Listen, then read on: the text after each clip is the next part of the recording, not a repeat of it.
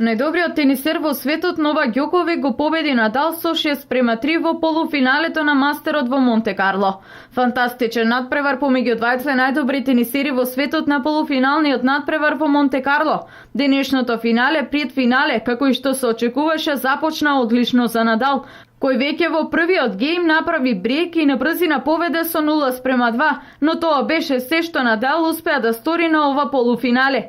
Ѓоковик изравни на 2:2, а потоа го победи сетот со 6:3. Во вториот сет се играше изравнето се до 3:3, кога Новак направи 2 брейка во низа и стигна до заслужена победа на овој меч. Ова досега е 43-та средба на дуел помеѓу Новак и Надал. Утре во 14 часот и 30 минути е финалниот надпревар помеѓу Ѓоковик и првиот финалист Томас Бердих. Чешкиот тенисер Томас Бертих е првиот финалист во Монте Карло, откако во полуфиналето оствари победа по ништо повеќе од 1 час игра, во 2 сета над Гейл Монфил со 6:1 и 6:4. Победникот на турнирот во Монте Карло оваа сезона ќе добија 1000 АТП бодови и награда од 628.100 евра.